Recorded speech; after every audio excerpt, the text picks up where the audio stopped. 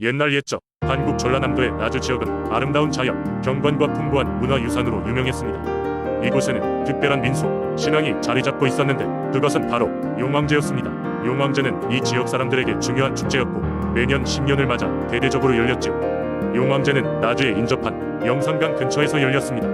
왜냐하면 이 강은 전설에 따르면 용왕이 살고 있는 곳으로 여겨졌기 때문입니다. 용왕은 물을 다스리는 신으로 가뭄이 들 때 비를 내리고 수확량을 풍족하게 하는 등 여러모로 사람들의 생활에 큰 영향을 미치는 존재였습니다. 용왕제는 마을 사람들이 한 해 동안의 무사한 영과 풍년을 기원하는 의미를 담고 있었습니다. 축제를 준비하는 과정은 매우 엄격하고 신중했습니다. 주민들은 몇 주 전부터 제의 준비를 시작하고 하나하나 정성을 다해 음식과 제물을 준비했습니다. 사람들은 자신이 낳은 최고의 곡식, 과일, 그리고 가축을 제물로 바쳤는데 이는 용왕에 대한 최고의 예우를 구하는 것이었지. 축제 당일 새벽부터 마을 주민들은 영산강 근처에 모였습니다. 흐드러지게 핀 꽃들이 강가를 아름답게 장식했고 향기로운 내음이 가득했습니다. 용왕제의 절정은 역시 용왕을 맞이하는 의식이었습니다. 마을의 제사장이 정갈한 옷을 입고 제단에 서면 사람들은 일제히 마음을 모아 용왕께 기도를 올렸습니다. 이 순간 주민들은 서로 손을 잡고 용왕의 영광을 함께 기리는 전통춤을 추었으며 장단에 맞춰 힘찬 북소리와 흥겨운 민속음악이 울려 퍼졌습니다. 그 중에서도 가장 흥미로운 부분은 바로 9명의 무당들이 중심이 되어 펼치는 구판이었습니다. 이들은 신내림을 받은 무당들로 용왕과 직접 소통할 수 있는 능력을 가졌다고 여겨졌습니다. 무당들은 화려한 옷을 차려입고 한동안 기도와 춤을 이어나갔고 이내 용의 비늘을 형상화한 화려한 머리 장식을 쓴 무당이 중심에 서서 천천히 강물로 걸어들어갔습니다. 이때 강물은 푸르게 번쩍이며 마치 생명을 얻은 듯 꿈틀댔습니다. 이 무당이 다시 마을 사람들에게 다가오자 사람들은 조용해졌습니다. 그 무당은 빙그레 웃으며 사람들에게 한 해 동안 어떤 일이 벌어질지를 예언했습니다. 비록 그 내용이 항상 긍정적이진 않았지만 사람들은 이 예언을 통해 자신들의 삶을 되돌아보고 더욱 열심히 살아갈 수 있는 용기를 얻었습니다. 축제가 끝난 후 나주 주민들은 다시 일상으로 돌아갔지만 그들의 마음속엔 용왕제에서 얻은 기쁨과 희망이 오랫동안 남았습니다. 이렇게 나주의 용왕제는 현실을 살아가는 힘과 믿음을 사람들에게 선사하며 수백 년 동안 이어져 온전통으로 자리매김하게 되었습니다. 두 번째 이야기. 옛날 옛적 지금의 부산이란 이름이 생기기 훨씬 전 이곳은 바다와 산이 어우러진 아름다운 마을이었습니다. 그곳 사람들은 바닷가에서 생계를 이어가며 매일 바다에 감사하는 마음을 담아 제사를 지냈습니다. 그 시절에는 어디서나 그렇듯이 자연에서 신들의 힘을 느꼈고 부산에서도 바다의 수호신인 용왕을 믿었습니다. 마을 사람들은 매년 음력 4월 13일이 되면 모두가 함께 모여 용왕제를 지냈습니다. 용왕제는 마을에서 가장 중요한 행사 중 하나였으며 바다의 신께 풍랑이 없는 안전한 여행과 많은 물고기를 기원하는 날이었습니다. 이 특별한 날은 마을에서 가장 아름답고 단아한 소녀 가용왕의 신부로 선택되어 바다로 향하는 것으로 시작됐습니다. 이 해에도 어김없이 용왕제를 준비하는 날이 돌아왔습니다. 준비가 한창일 때 마을에서 소문이 돌았습니다. 올해의 용왕의 신부가 될 소녀는 누구일까 하는 궁금증이 가득했죠. 그중 환하라는 소녀가 용왕이 신부로 선택되었다는 소식이 퍼졌습니다. 환하는 그녀의 이름처럼 햇살처럼 밝고 따뜻한 소녀로 마을 사람들 모두를 사랑하고 자신보다 남을 더 배려하는 아이였습니다. 용왕제의 날 환하는 새벽에 일어나 정성을 다해 준비했습니다. 그녀는 눈부신 흰 옷을 입고 머리를 단정히 따올렸습니다. 그리고 그녀는 마을을 대표하여 용왕 앞에 나아가기 전 부모님께 무릎 꿇어 큰절을 하며 마지막 인사를 드렸습니다. 마을 사람들은 모두 환하를 따라 바다로 향했습니다. 드디어 도착한 해안가 바닷바람은 잠잠했고 마을 사람들은 물고기와 곡식을 차례로 바치며 용왕의 가호를 기원했습니다. 환하는 두 손 모아 기도했습니다. 용왕님, 저희 마을을 안전하게 지켜주시고 풍성한 어획을 허락해주세요. 그날 밤 마을은 깊은 잠에 들었으나 환하는 잠들지 못했습니다. 그녀는 바다를 향해 다시 한번 나왔습니다. 고요한 바다에는 별빛이 반사되어 마치 은하수가 된 듯 아름다웠습니다. 그녀는 해안가에 앉아 속삭였습니다.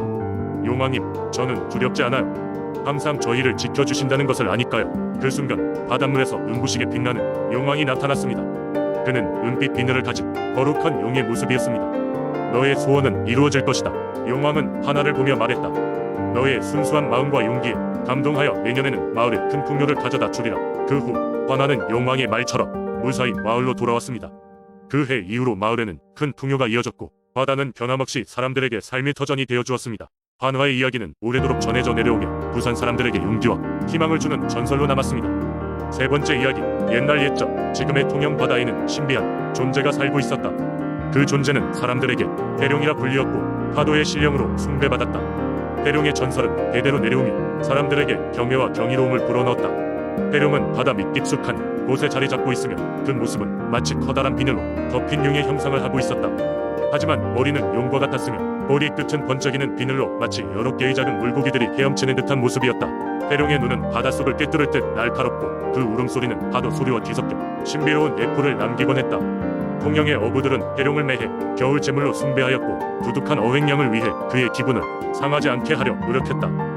제물이란 것이 다른 지역에 비해 특별했는데 바로 동원된 물고기 중 가장 큰 것을 잡아 바다에 방류하는 것이었다. 해룡은 그 제물을 받고 흡족해하며 그 해의 바다를 풍요로운 어장으로 만들어주곤 했다. 또한 해룡의 이야기가 전하는 교훈이 있었다. 만약 누군가가 바다를 욕심껏 취하며 해룡은 파도를 일으켜 그 욕심을 잠재우기 위해 다가왔다고 전해진다. 이를 통해 사람들은 자연의 순리에 따라 삶을 영위해야 한다는 지혜를 배웠다. 그렇기에 통영 사람들은 바다에 나가 때 항상 자연을 존경하고 파도를 두려워하는 바람의 방향을 항상 주의 깊게 살펴보았다. 전설에 따르면 어느 해 잘못된 어부들이 탐욕에 눈멀어 작은 물고기까지 모두 그물에 끌어당겼다. 마을 원로들이 이를 두고 말리려 했으나 젊은 어부들은 그저 웃어넘기며 재물을 바치는 것조차 잊어버리고 말았다. 그러던 어느 날 하늘이 흐려지고 거센 폭풍이 찾아오더니 해룡의 경고가 나타났다. 그날 이후 통영 바다는 갑작스럽게 물고기들이 줄어들고 말았다. 어부들은 결국 원로의 말을 따르기로 하고 올바른 방법을 다시 채택하여 해룡에게 제물을 올렸다. 그러고 나서야 바다는 다시 평온을 찾았고 사람들은 해룡의 은덕을 느끼며 다시금 풍요로운 수확을 할 수 있었다. 이러한 전설은 지금도 통영 사람들에게 중요한 교훈을 준다. 자연과의 조화 그리고 바다의 넓은 마음을 존중하는 마음이 얼마나 중요한지를 잊지 않도록 말이다.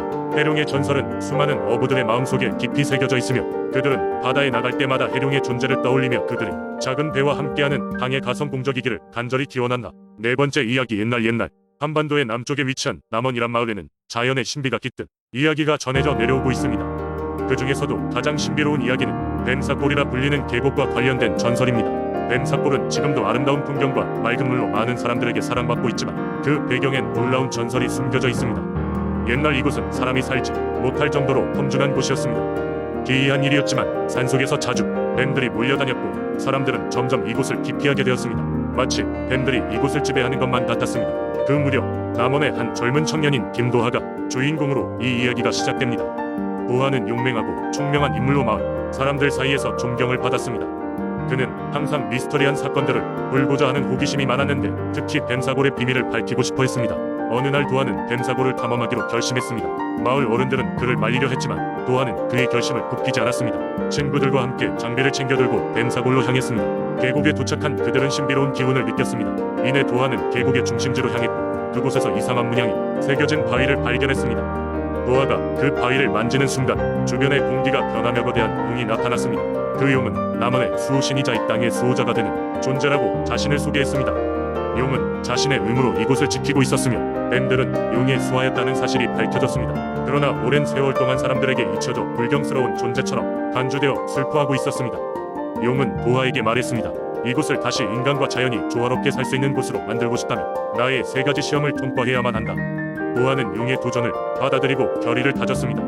첫 번째 시험은 용의 의도를 제대로 이해하는 것이었습니다. 도하는 자연과 사람의 관계에 대해 성찰하게 되었습니다. 두 번째 시험은 계곡의 순수한 물을 지키는 것이었습니다. 도하는 마을 사람들과 협력해 불필요한 산림 벌채를 막고 물을 정화하기 위한 활동을 이끌었습니다. 마지막 세 번째 시험은 믿음을 시험하는 것이었습니다. 마을 사람들을 설득하여 용의 존재와 계곡에 깃든 신비를 받아들이고 다 같이 자연을 보호하기로 맹세했습니다. 도하는 마침내 용의 시험을 모두 통과하였고 용은 그를 칭찬하며 마을을 축복해 주었습니다. 이후로 뱀사골은 마법처럼 그 아름다움을 되찾았습니다. 사람들은 용의 전설을 기억하며 자연을 소중히 여기게 되었습니다. 도하도 뱀사골의 새로운 지킴이가 되어 자연과 함께하는 삶을 이어갔다고 합니다. 남원의 이 전설은 오늘날에도 전해 내려오며 지역 주민들에게 자연의 중요성과 사람들 간의 믿음 그리고 신비로운 이야기의 매력을 다시금 일깨워줍니다.